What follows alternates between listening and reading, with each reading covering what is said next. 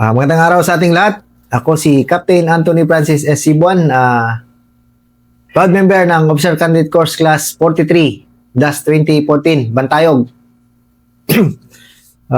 Ikwento ko naman sa inyo yung encounter namin dito sa may part ng Carmen, North Cotabato.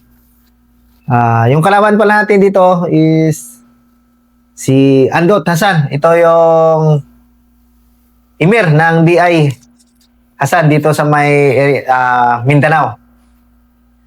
Dagdag pa dito, itong target na namin is bomber ito. Ito yung notorious na nagbomba ng ng yellow bus dito sa Mindanao. And itong target na to is nung namatay yung yung Hasan na isa, itong kapatid niya si Andot, ito yung pumalit sa kanya na leader ng DI Hasan Group. Na which is nag-operate dito sa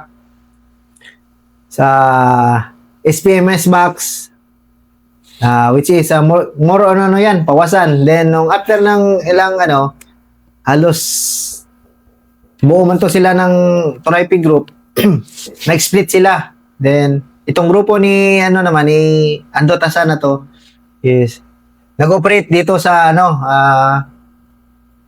Carmen, North Cotabato, specifically doon sa area ng Tunganon. In terms sa terrain dito, itong area of operation, north niya mostly mga bundok. Dito sa may part din siya na may open, may mga rabiran. Tapos ditong target na to, target area, bago ka makarating doon is may tawidan mo yung malaking ilog. So ikwento ko na yung yung nangyari, noong maalala ko yung pag-LD lang namin, nung start sa LD. Ang LD noon, sakay kami sa sakyan, drop doon sa designated na LDLC. Tapos naglakad kami. Gabi yun, gabi. From 10:00 kami nag-start noon. Nakarating kami almost doon sa target is mga 5 na.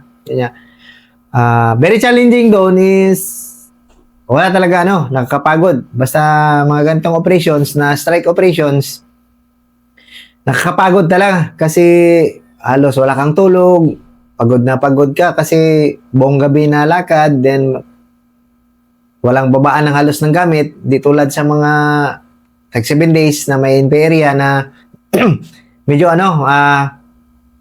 pwede kang mag-relax. Dito, kung sa strike operations naman dito sa part ng Mindanao, Cotabato, sa plat, strike. Pero yun nga, nakakapagod.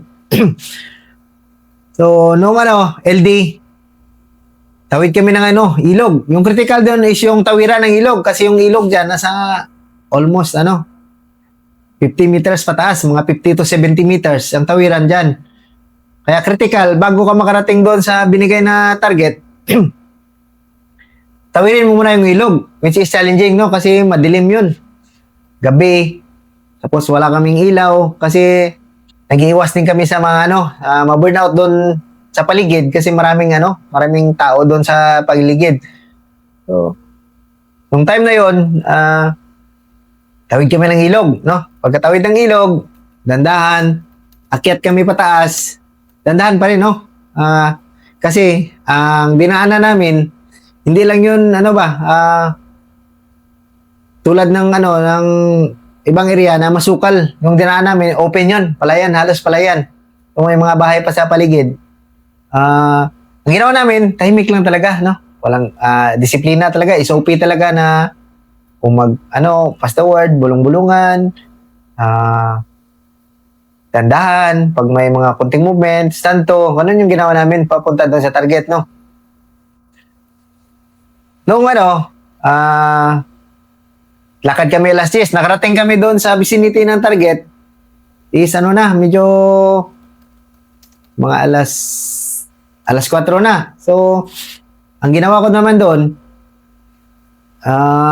OP muna kasi may kasama kami noon na ano na medyo nakakalam ng area.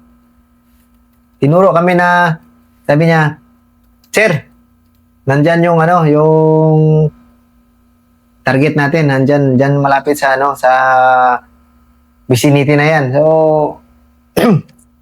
yun nga, sa leaders, no, kasi critical kasi may enkwentro dito pag ano, pag pag madilim pa.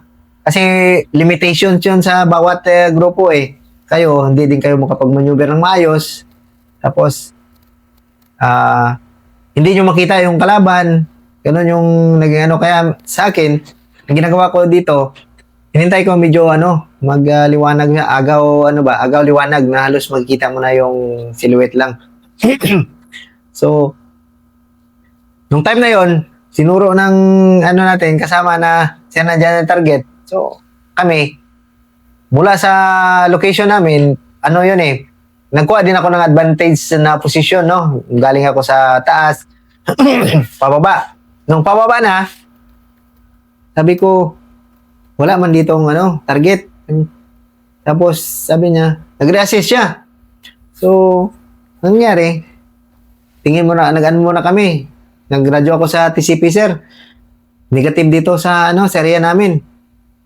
Kaya, nag-ano muna, nag-isip-isip mo na yung ano namin, yung kasama namin na nagturo doon sa area, yung may alam sa area. So, sabi niya, dito lang yung ano, sir eh. Tapos, nung mga ano na, mga alas 6 na siguro, itong ano, dalawang section kasi kami naglakad, no? Dito ako sa kabila, tapos yung isang section doon sa kabila naman, yung kay Lieutenant Oy. Nung time na yon, nagradyo siya sa akin, "Sir, may nakita kaming armado, nakaitim, dito sa may ano na to. Naglakad." Sabi niya, naglakad na. Sabi ko, nasis ko, ano ba, na burnout ba tayo? Yun nga, hindi pa pala. Yung sinasabi niyang naglakad is, nakaposting lang pala yun. Nag-recon ba, napalakad-lakad siya. Baka makakita siya ng ano, ng sa amin. Possible niya kami makita ba, nag-OP-OP din siguro. So, yung ginawa niya, no, ni Lieutenant Oy, inform siya sa akin. Sabi ko, sige, puntahan natin. Sa kabilang side siya, sa kabilang side naman ako. Ang ginawa ko, since malaking open area yun, ang ginawa namin is takbo talaga. Takbo lang, takbo hanggang ano, mga 500 meters siguro na takbo lang. Double time na ano, hanggang makarating kami doon sa may Rabiran. Ganon din siya, no, si Lieutenant Oy. Nang time na yun kasi siya yung medyo malapit. Sabi niya, "Sir, nandito na kami, nakapastan na kami." Tapos sabi niya, "Yung target, sir, hindi namin makita." So, yung ano ko naman, sabi ko, "Ano, umalis na ba?" Yun yung tanong ko sa kanya. So, ang ginawa namin, OP pa rin, no? Eyes on yung ano, yung mga sniper natin, kasi may kasama man tayong mga sniper noon. So, yung sinasabi niya palang naglakad, wala lang pala yun. Doon lang pala sila sa vicinity ng area na yun na nagpaikot-ikot lang halos na go. Tingin-tingin siguro kung may mga parating na sundalo. Ganun yung ginawa nila. So, nakarating na kami doon sa almost, ano na, yung mga 100 meters o 150 meters na kami doon sa target. Hindi nila kami na-observe kasi yung pwesto nila high ground nga, pero itong part na dinaanan namin na open, hindi pala visible sa area nila. May mga cover kasi ng mga ano yun, mga Rabiran, tsaka mga niyog. Yung nga sabi ko, binilisan din lang namin para at least hindi kami burnout. So, pagdating doon, nag-reassess kami. Nag-reassess ako, tingin ko. Yung ano, sabi niya, "Sir, pag ano doon, nakaiso naman yung sniper." Sabi niya, "Sir, may nakita kaming tao dito sa may ano, sa may Jimilinahan." Tapos nung ano din, yung sniper din na dala ko, nagano din, nakakita din. Sabi niya, "Sir, may tao dito sa may ano, Jimilinahan din." So, yung inisip ko doon, kasi pareho Gemelina yung nakikita, halos same yung yung pagka-describe ng area. Medyo na pag-isip ko, uy, magandang magandang target Ay, yung nung time na yun, sir, critical doon, kasi wala pang sir nakalapag yung baril na yung time na yun, sir. Nakalapag yung baril, naglakad-lakad lang sila. Tapos nung possible na sir, kasi yung kasi yung isang team ni ginawa namin, sir, ito yung target. Dito yung pwesto ni Lieutenant Oy. Dito ako. Ang ginawa dito, naka-OP pala din siya dito. Dito yung HBI pala na si Andot na naupihan. Tapos sa amin pala, yung dito na side na naupihan ng sniper is pala yun, yung niya, yung mga security niya, tapos yung mga kasamahan niya. So, nung na-observe na siguro ng kalaban na nandyan na kami, kasi itong si Lieutenant Oy, nagmaneuver na dito sa may side na medyo din siya, makikita niyo yung kalaban. O nung nakapasta naman yung sniper ko, nung time na yon, sabi niya, sir, may nakikita ako na na tao na may nakaitim, talakad-lakad. Sabi ko, upihan mo ng mayos, baka mga sibilyan yan. So, yun nga, yung time na yun, call naman na tingnan mo na yung yung kalaban, kung kalaban talaga, o baka sibilyan yun. So, pagka kumuha ng ng baril, dumampot ng baril itong tao, so yun yung time na pinutukan siya ng ng sniper. Pagputok ng sniper, itong side na to, kasi naka-OP naman yung sa kabilang section, naka-OP naman yung isang sniper doon. Pagputok dito ng isa, natamaan yung isa. Tapos mga after 2 seconds, umutok naman tong doon sa kabila. So, natamaan ditong nung sabi niya, ng malaking tao na nasa Gemelina. Ang naakala ko, na isang target lang. Kaya pala, magkaiba. Kasi itong tinatambayan nila, napaikutan ng Gemelina. Nandun, nakita niya sa Gemelina din malapit. Yung nakita din namin sa Gemelina. So, naisip ko na isang target lang yun. So, nung pinutukan dito, lumabas naman yung isa, pinutukan ulit ng sniper, natamaan ulit yung isa. So, nung nandun, pagputok, possible nakatakbo pa kasi dito natamaan sa kilkili at saka nahila ng kasama niya.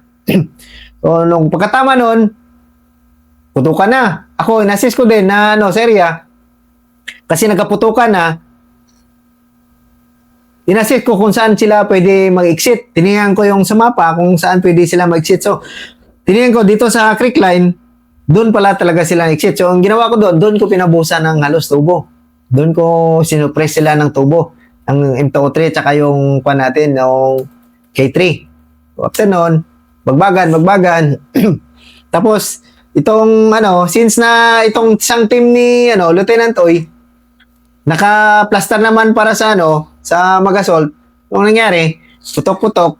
Pag ako nag-control ng putok, pagka sabi niya, sir, okay na kami dito, nung kaya na, pinasisfire ko, shipfire ako dito sa may exitan nila, tapos itong section, ang team ni Lieutenant Oy, ito yung nag-assault doon sa area. Pag-assault, nadaanan pa nila yung yung tao doon. Daan clear hanggang sa makuha talaga, masis talaga yung pinakabahay doon. So, nung napuntahan nila yung pinakabahay talaga is nakita doon na dito sa part ng sabing Gemelina kanina is dalawa yung natamaan ng sniper. Then nung doon sa part ng sa kabila pala, may natamaan din na isa doon. So, nung kinonfirm namin kung sino tong natamaan. So, nung na-confirm, sir, iyon na pala si Andot, yung pinaka HBI at saka leader ng ng DI Hasan dito sa Central Mindanao. So, nung time na yon, after na ma-identify, kinikordon muna namin yung area. Tapos, tinawagan namin DCP para at least makuha ng ma-identify talaga ng maayos, ma-confirm kung si Andot talaga yung HBI yung nakuha namin. Anong feeling ng 2-0 ka na kasi sa NPA area, naka-SDG commander ka. Ito, DI talaga, emir talaga ng isang group dito. Oh, sir. And malaki pa. As in, bomber nga, di ba? Yes, sir. Kasi, sige nga, paki-explain mo, yung papel kasi natin dito, nakatago lang, pero kung hindi mo birahin talaga itong mga to, tuloy-tuloy yung bombing naman na anytime, di ba? Na yung sense of, yung terror talaga, di ba? Na Oh, sir. puputok yung bus. Na hindi masyadong ano yan sa Luzon, Visayas, pero dito sa area na to, nangyayari talaga. Yes, sir. Yung ano yung sense of accomplishment mo yun na simpleng, hindi man simple yun. Hindi, nagkataon lang din yung kilala, na nakilala later na si Andot pala yun. Ano yung sense of fulfillment mo na natumba mo yung ano, yung ganyan na ano, notorious bomber talaga? Sa ano talaga, yung fulfillment doon, sir, is kami, as part namin, sa operating troops, medyo ano din kami, high moral din, sir, kasi ano kami, ano ng HBI, na which is part lang ng mission din namin. Kaya sa amin, sir, dito, mission lang talaga, kung anong binigay ni mission, kung sino man yon, basta ma-accomplish lang talaga mission. Then, ang pinaka-accomplishment siguro dun, sir, malaking may ambag niya is, nung time na yon, yung after na makuha tong si Ando Tasa na, sir, ang part dito ng Carmen is, tunganon, sir, medyo naging peaceful na, and all throughout ng nasakupan niya, sir, is, na area niya dati is halos na ano na, naging peaceful, sir, ba, dandahan na silang naglaylo.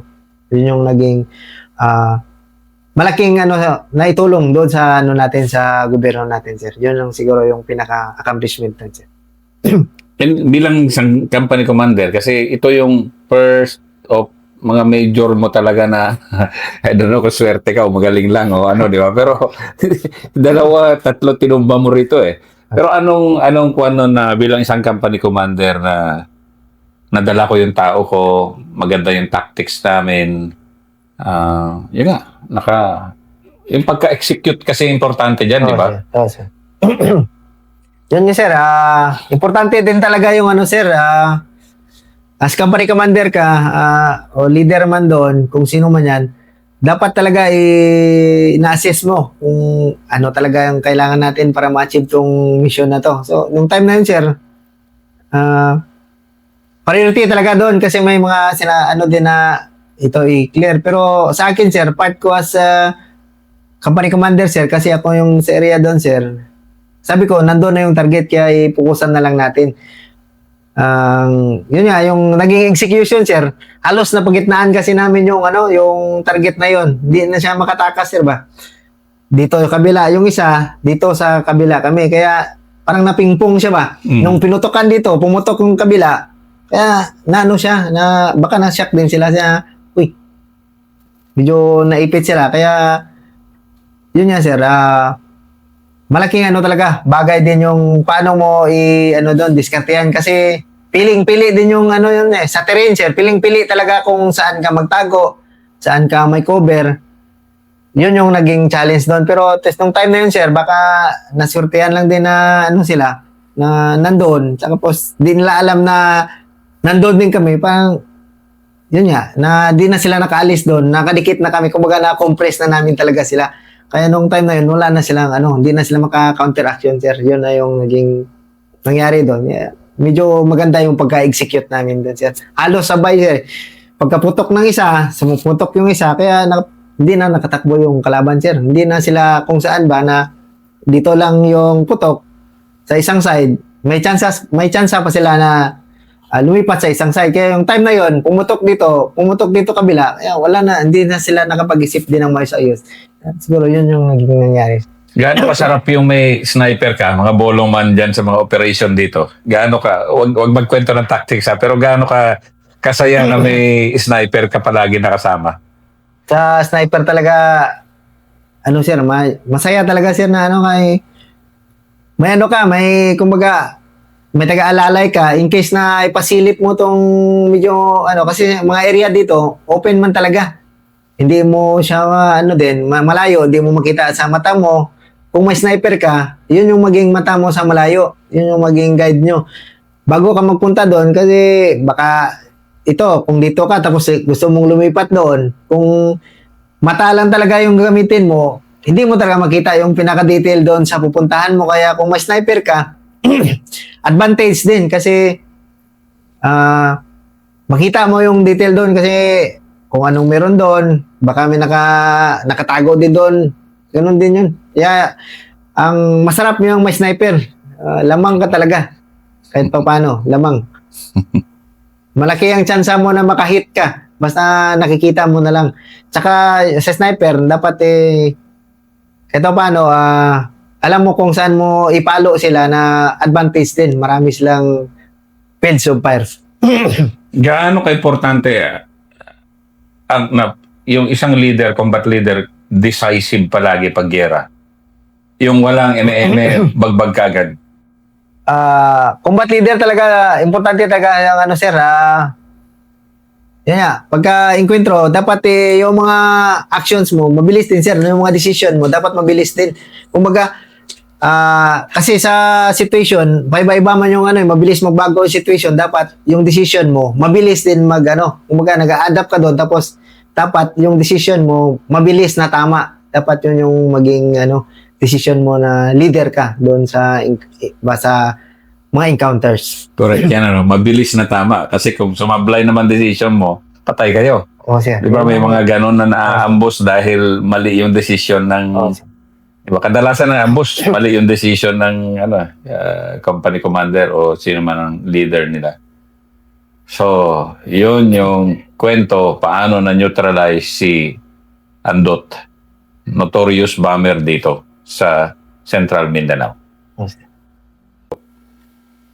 Yun nga, yung time na yun na kami na encuentro yung tropa tapos nawudidan. New Year talaga yun. Isip natin nung time na yun, pamilya natin na nandun sa bahay na which is makagreet lang naman sana. Yun yung pinakaano sana. Pero kami, sakripisyo kami doon. Naglakad kami hanggang abutan nga ng isang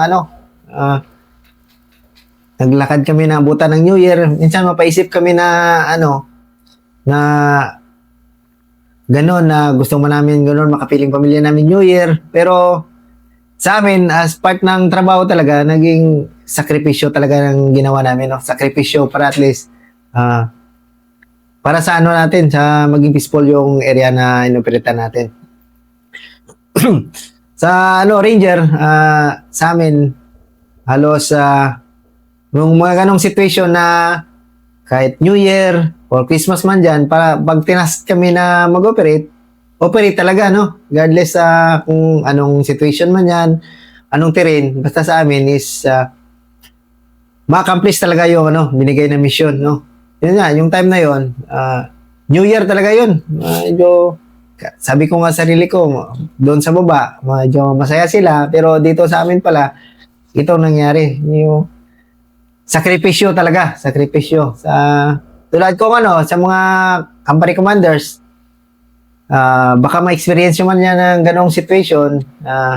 Yun nga, sabi ko na kahit maganon man, New Year man yan, basta on service tayo sa nag-operate tayo, may mission tayo, sacrifice talaga tayo, sa ganong mga situation. Dagdag ko pa doon, nung after na na-pull out na yung tropa, na-exit na ng Black Hawk. So since na butal naman yung isang section, nawundidan ng dalawa, so as company commander, for at least tuloy pa rin yung mission, Yung sa akin na press na isang team ko, binigay ko doon sa isang section ng PL ko para at least buo sila. Yung butal na 5 katao, ako na lang nagdala noon as CO. Kasi kung sa level ng medyo confidence, as company commander, medyo mataas-taas na din yung natin, yung level. Kaya nung time na yon, hinati ko. Tapos, yun nga, even na ganun yung nangyari, tuloy pa rin yung mission, Hindi kami nagsabi na mag-alibay na, sir, kulang na kami ng tropa, ganun. As a company commander, hindi naman excuse yung ganong situation. Since na capable pa man tayo, kahit na mabawasan tayo, kailangan, kaya naman natin mag-devise kung anong gagawin natin. Practice, yung team natin buo pa rin. Kumbaga, kaya pa rin natin magipag-away sa ganong situation na may bawas na. So, yun nga, binigyan ba ulit kami ng mga targets na i-clear. Sa ganong situation, na clear naman natin, na fulfill naman natin yung mga binigay na target, then, yun na, naging natapos yung binigay sa amin na mission, nakapagbalik din kami ng kampo namin.